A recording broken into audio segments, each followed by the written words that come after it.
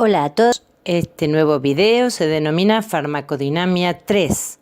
En él vamos a intentar completar el desarrollo teórico de algunos ítems que habíamos anunciado en el primero, y esos ítems que vamos a ver ahora son los conceptos de agonismo y antagonismo.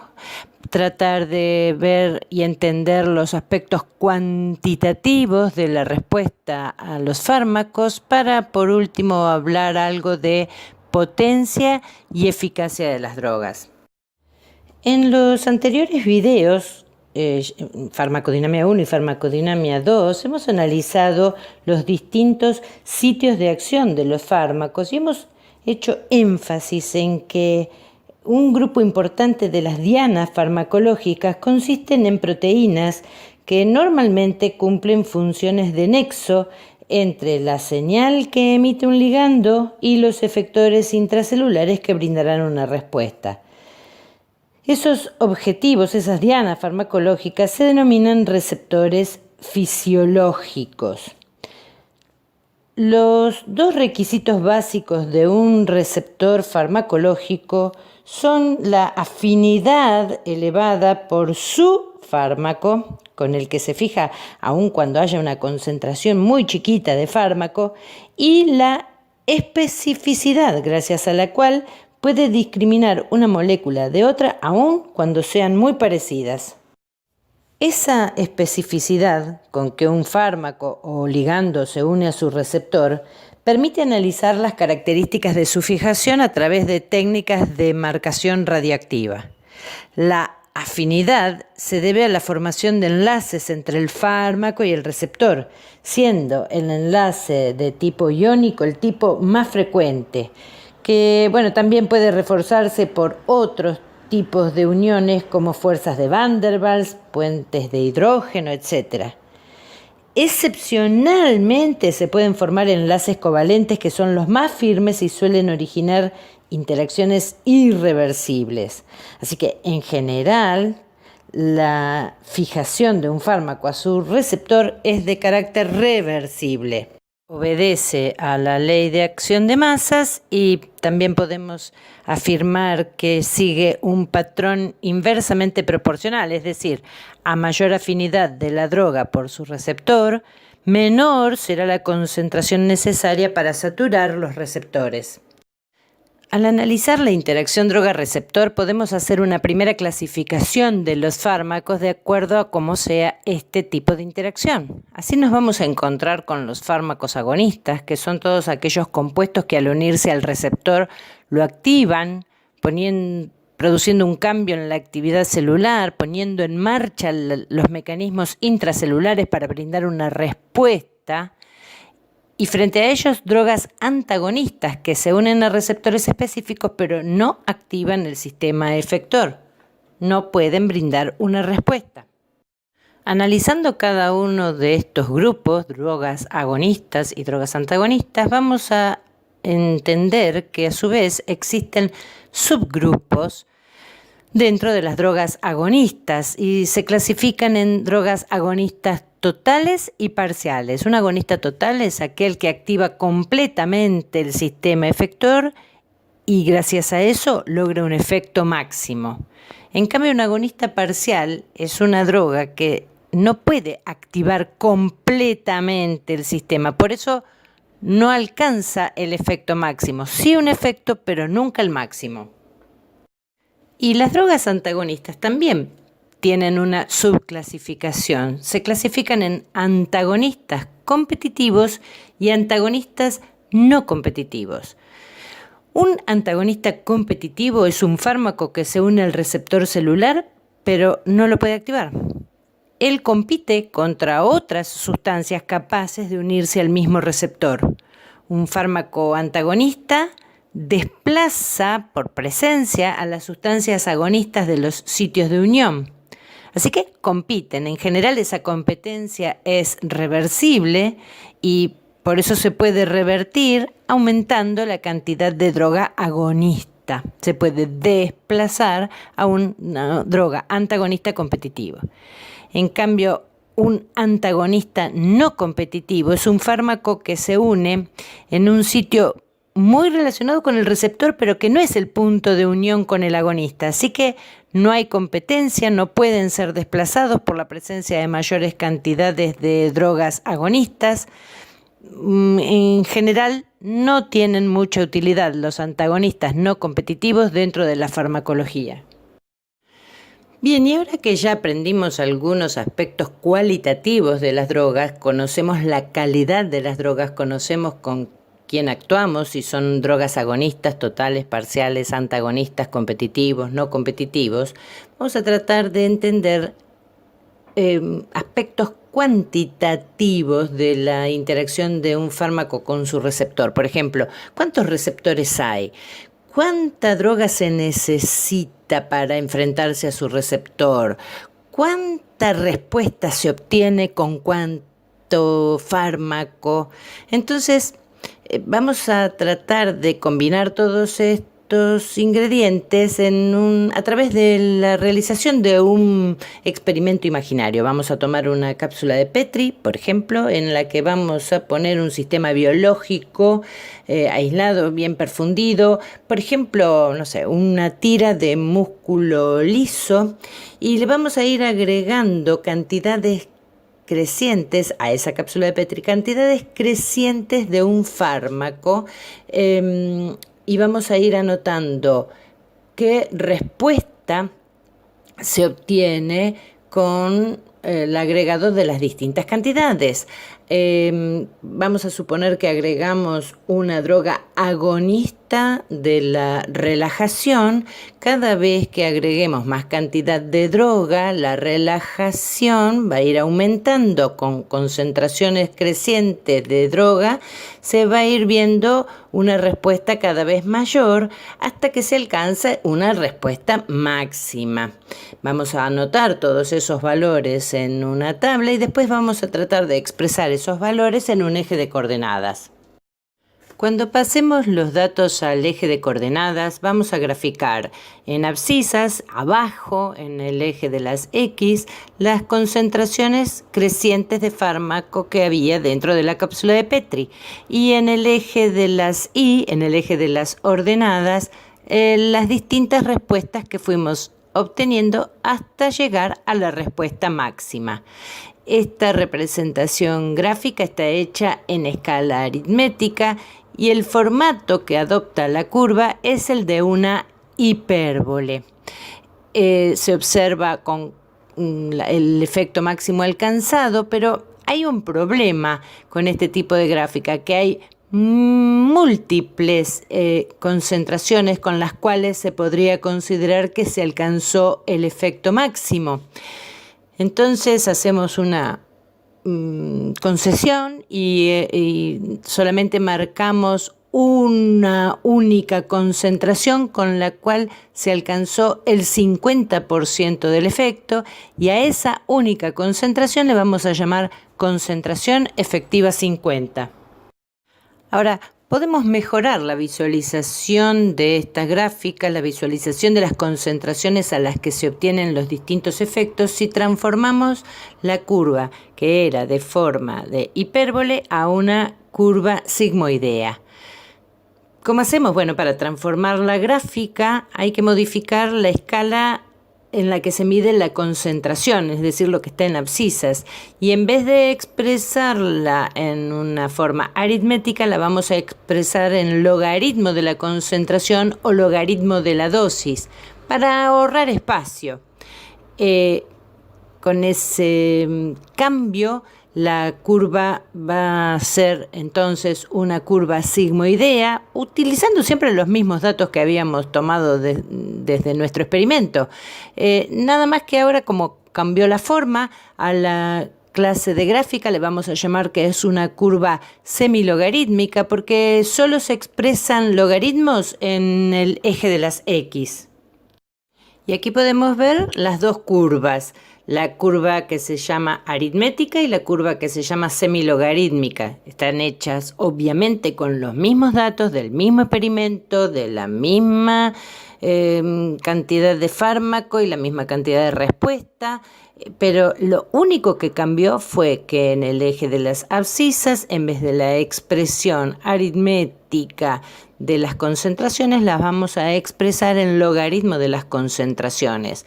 Eso nos mejora la visibilidad del logaritmo de la concentración efectiva 50. Y ahora vamos a ver qué otros datos nos puede brindar la observación de las curvas sigmoideas. En el gráfico superior vamos a ver la curva sigmoidea correspondiente a un fármaco X y a un fármaco Y, que tienen diferentes concentraciones efectivas 50. La cantidad de fármaco para alcanzar la mitad del efecto máximo de la droga X es menor que la cantidad de fármaco que se necesita para alcanzar la mitad de la respuesta máxima del fármaco Y. En el gráfico inferior vamos a evidenciar que el fármaco X, el fármaco rojo, alcanza un efecto mayor que el fármaco Y. Entonces podemos decir que entre los fármacos X e Y, además de haber curvas distintas, hay diferencias de potencia y de eficacia. Antes que nada tenemos que decir que ambos fármacos tuvieron afinidad por el receptor. Se define afinidad como la capacidad que tiene un fármaco de interaccionar con un receptor específico y formar enlaces. Pero dijimos que había diferencias de eficacia y de potencia. ¿Qué es la eficacia? La eficacia es la capacidad que tiene un fármaco para producir un efecto terapéutico deseado, es decir, llegar a una respuesta máxima.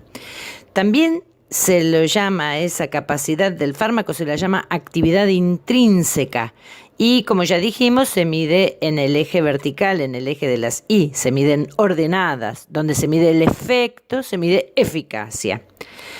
En cambio, la potencia es la capacidad que tiene un fármaco para producir una respuesta máxima, pero a una menor dosis o a una menor concentración, inversamente proporcional. Se mide en abscisas, donde se miden las concentraciones, porque es una medida de la concentración que se necesita para alcanzar un efecto.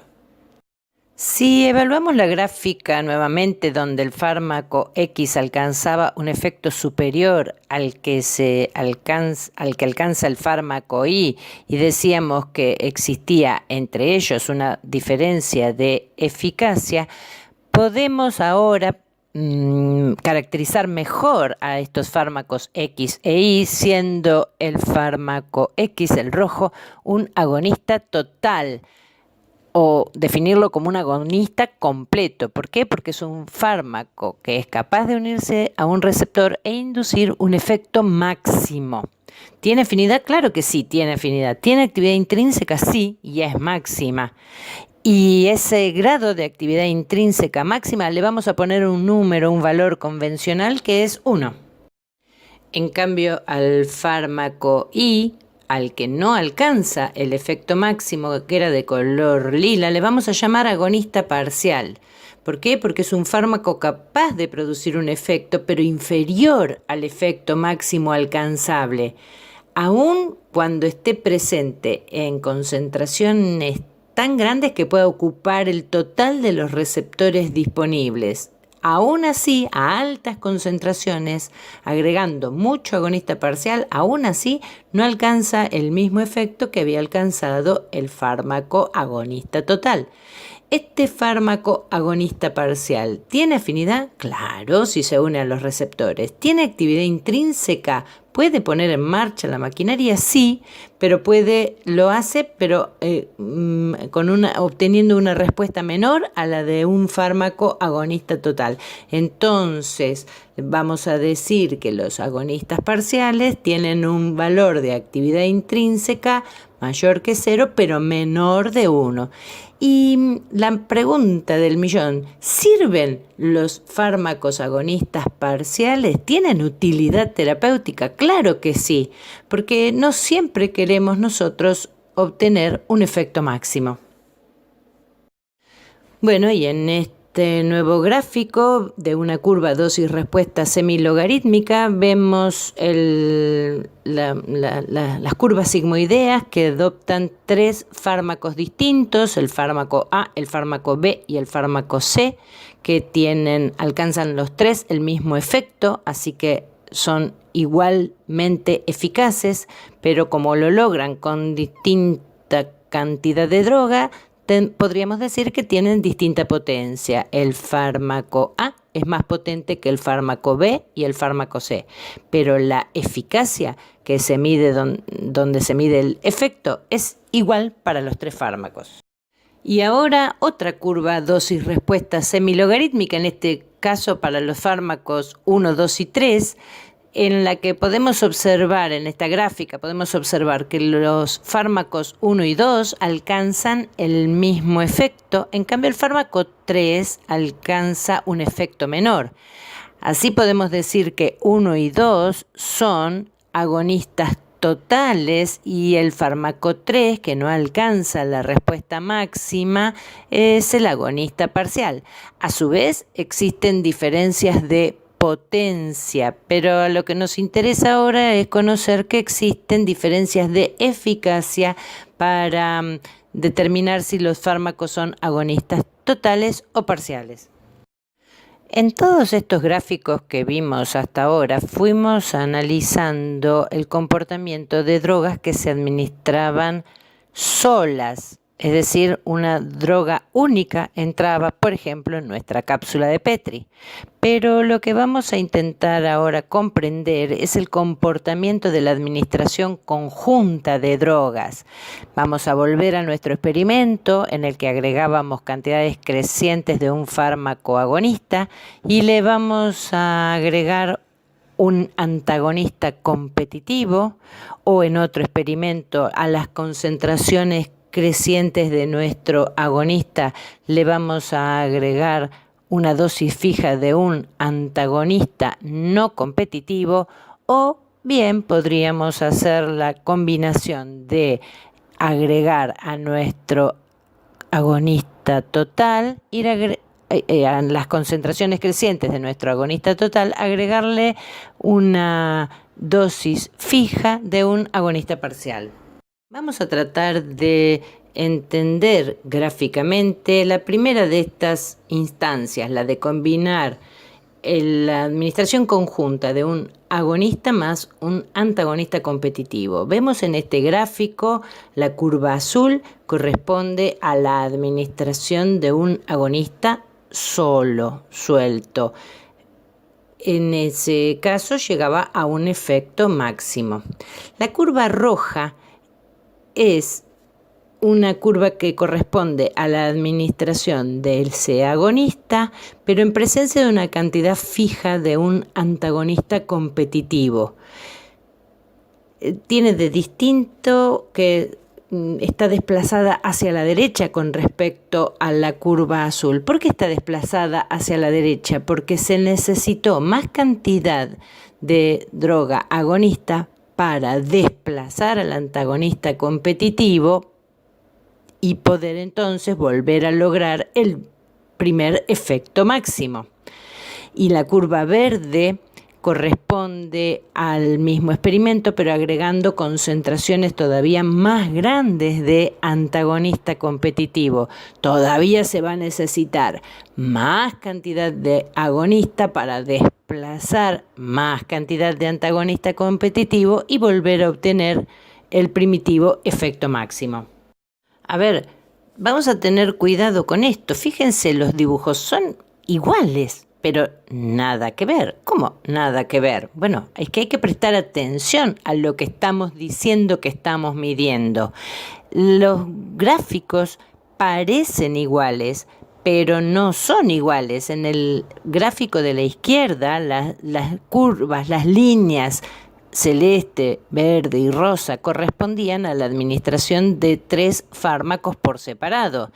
En cambio, en la gráfica de la derecha, las curvas celeste, rosa y verde corresponden a la administración conjunta de fármacos. Presten mucha atención. El formato de la curva puede ser similar, pero la información que brindan es totalmente diferente. ¿Qué va a pasar si administramos en forma conjunta un agonista con un antagonista no competitivo? No pueden competir, se unen en sitios distintos del receptor, no hay chance de correr al antagonista no competitivo. Entonces, a medida que aumentemos las concentraciones de antagonista no competitivo, el efecto va a ir cayendo, se va a perder el efecto deseado máximo para obtener cada vez efecto menor por la presencia del antagonista no competitivo. Bueno, y vamos a analizar la tercera de las chances, la de administrar en forma conjunta un agonista total y un agonista parcial. Nosotros ya conocemos que un agonista total administrado solo alcanza un efecto máximo. El tema está en los agregados de un agonista parcial. Cuando el agonista parcial se agrega y hay bajas concentraciones del agonista total, el agonista parcial va a ocupar algunos receptores libres disponibles y por más que tenga una actividad intrínseca menor, va a colaborar en sumar al efecto que ya de por sí otorgaba el agonista total.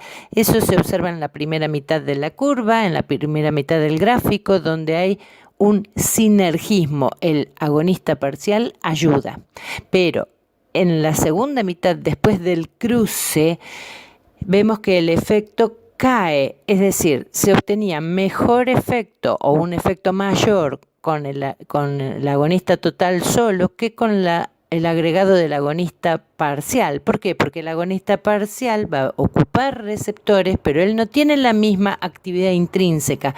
Entonces, el agonista parcial en altas concentraciones de agonista total se va a comportar como un antagonista no competitivo.